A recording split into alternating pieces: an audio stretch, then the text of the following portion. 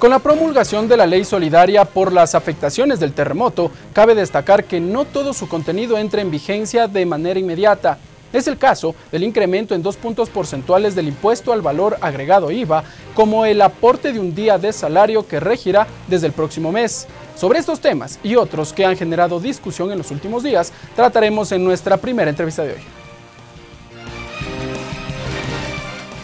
Marcelo Varela, doctor en Economía Empresarial, máster en Economía del Desarrollo, profesor investigador del Centro de Economía Pública y Sectores Estratégicos en el Instituto de Altos Estudios Nacionales IAEN. Autor de varios artículos y libros sobre economía, análisis económico y extractivismo.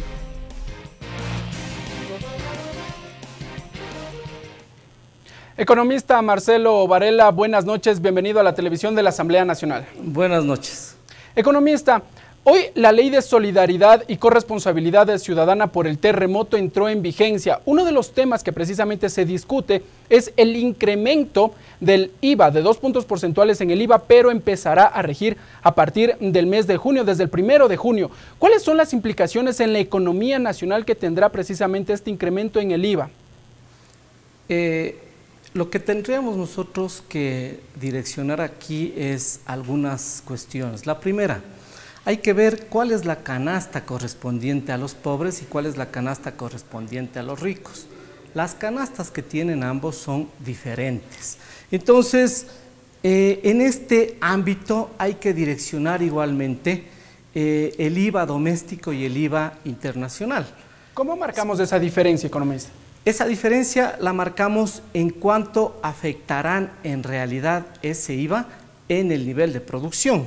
Y entonces, necesariamente los productos importados pueden ser más afectados. Ahora, referente a la canasta de consumo de los pobres, sabemos que más del 90% de la canasta no va a pagar IVA, porque hay algunas excepciones en el incremento del IVA. Por ejemplo, los arriendos, los productos, el gas, en sí el combustible diésel que tiene excepción, que no necesariamente tiene que afectar en el transporte ni tampoco en los precios. Es decir, aquí tendríamos nosotros que ir marcando la elasticidad precio de la demanda de esos productos en las diferentes canastas.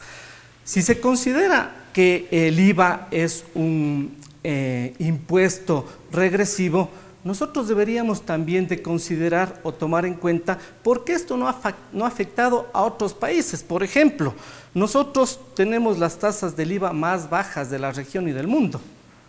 En Uruguay el IVA está en el 22%, si hablamos regionalmente. Si hablamos a nivel mundial, Hungría tiene el 27%, Dinamarca, Noruega, Suecia el 25% y obviamente no hay regresividad. ¿Por qué no puede haber en estos casos regresividad? Porque aunque este impuesto llegara en algún momento a ser regresivo, considerando que es una medida temporal, sin duda alguna el gasto va a ser progresivo. ¿Por qué va a ser progresivo? Porque todos estos recursos de este incremento van para la reconstrucción. ¿Y qué va a suceder en la reconstrucción? Obviamente mucha gente que esté en la calle se les va a mejorar su situación, es decir, la condición es de que estos ingresos vayan hacia las condiciones de gasto de reconstrucción. Considerando, economista, sí, lo que se dice también, en la normativa se establece que el incremento de 2 puntos porcentuales en el IVA será hasta de 1 año y queda en facultad del presidente de la República considerar si es que la medida se cumple precisamente en estos 12 meses o será mucho menos. Pero también, conversando con la gente, lo que ellos señalan es que si los precios ya subieron, a lo largo del tiempo podrían disminuir, podrían bajar esos precios. Lo lógico en esto sería que el nivel general de precios no suba. ¿Por qué? La inflación es un nivel continuo y generalizado de precios. Esto es una medida temporal, no tendría por qué incrementarse. Adicionalmente, el propio presidente ha dicho que si se incrementan los precios del petróleo, esta medida podrá ser sustituida. Y entonces, el hecho de la temporalidad no tiene que llevar a incrementar los precios. Más bien, aquí sería fundamental la intervención del Estado para medir ¿cuál es ese comportamiento del empresario? Porque, ojo, aquí hay una cuestión interesante. Todos los empresarios por el IVA tienen crédito tributario, por tanto ellos siempre van a declarar solo sobre lo neto. Es decir, ¿realmente al empresario le va a afectar esto? Este impuesto, si hablaríamos desde la condición regresiva, puede afectar a las personas, pero esa afectación depende de la canasta de consumo. Economista, uno de los incentivos que también se establece sobre esta ley es que las personas que hagan sus compras con dinero electrónico, su IVA pagará 10%, es decir, va a bajar un 4 puntos porcentuales, no se va a establecer en los en el 14%. ¿Se tiene ya estimaciones de cuánto podría beneficiarse el ciudadano precisamente con esta disminución? ¿Existe un estudio que determine cuánto podría recaudar el Estado con dinero electrónico?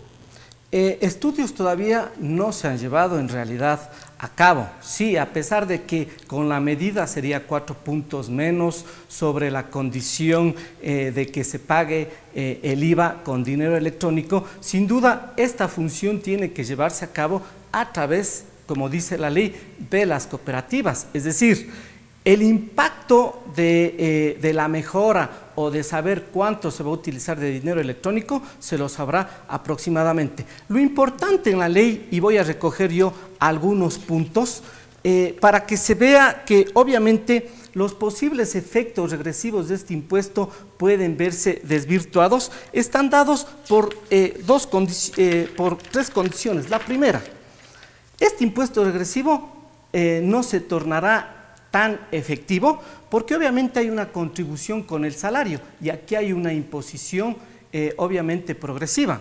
La segunda es el ajuste a las empresas en los paraísos fiscales, que puede llegar hasta el 1,8%, e igualmente el impuesto al patrimonio.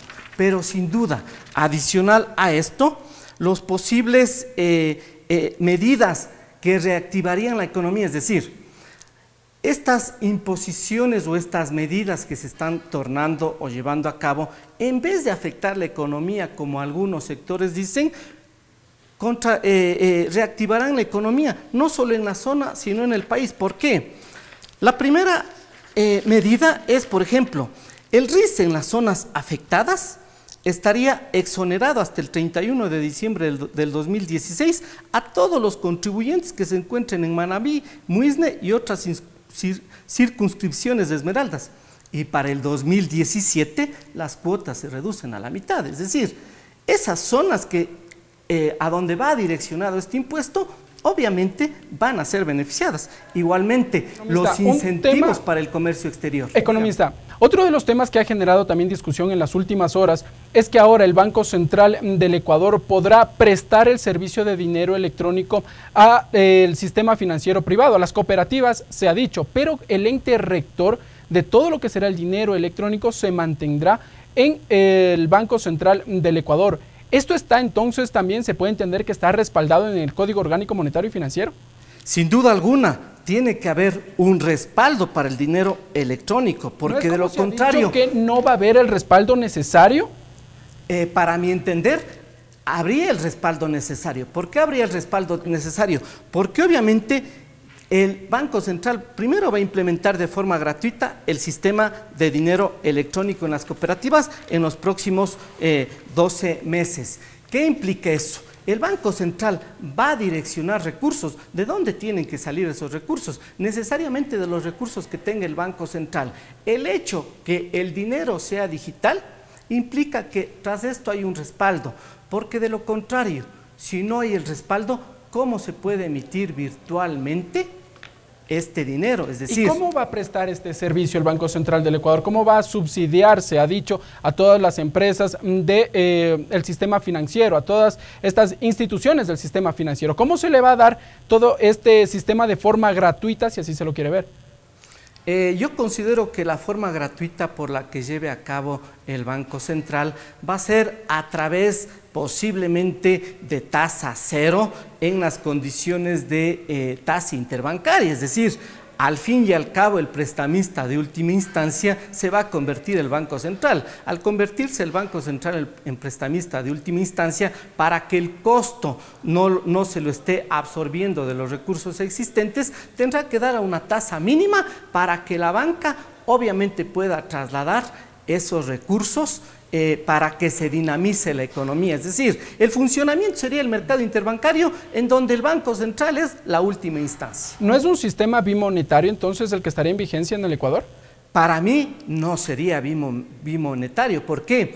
Porque el dinero electrónico es un canje, es decir, las personas que quieran acceder al dinero electrónico, que es una forma de pago virtual, tienen que tener ellos una cuenta en donde esté respaldados por ellos mismos ese dinero. Es decir, ¿de qué forma se puede dar una forma bimonetaria? Si el respaldo viene tanto desde la banca como de las personas aperturistas de la cuenta. Entonces, si yo quiero tener $1000 de dinero electrónico, tengo que tener en mi cuenta $1000. Esos $1000 tengo yo que direccionarle a través del banco para hacer mis compras, hacer mis pagos. Es decir, yo no veo de por medio que se vaya a direccionar como cuando teníamos moneda, por decir, emisión inorgánica. Que se lleve a cabo emisión inorgánica sería solamente que el Banco Central utilice papeles y no dinero. Pero en realidad esa funcionalidad no la veo, al menos en el corto plazo. Muy bien, economista, finalmente el tiempo se nos acorta ya. Con la vigencia de esta ley, se habla de que el Estado Central recaudaría alrededor de 1.090 millones de dólares. ¿Se espera que esa recaudación sea progresiva durante un año o cada mes? Lo que rige en la liquidez, es decir, ya en los productos del 14%, sería automáticamente desde el primer día, es decir, desde el 1 de junio que rige. Este es el mecanismo de mayor liquidez para trasladar a las zonas devastadas y que puede reactivarse la economía. Los otros mecanismos que serán a partir del mediano plazo durante este año son todas estas otras condiciones, que es el RICE, los incentivos para el comercio exterior e igualmente los incentivos a las nuevas inversiones, que se van a trasladar incluso en el largo plazo. Es decir, automáticamente desde el 1 de junio ya se tendría liquidez en este mecanismo. Gracias, ha sido el economista Marcelo Varela quien ha estado con nosotros en la televisión de la Asamblea Nacional. Nos ha hecho entonces un recuento de la aplicación de la Ley de Solidaridad y Corresponsabilidad Ciudadana por el terremoto del pasado 16 de abril, que entró en vigencia desde este día, viernes precisamente, cuando fue publicado ya en el registro oficial, y algunos de los incentivos que se establecen en la normativa.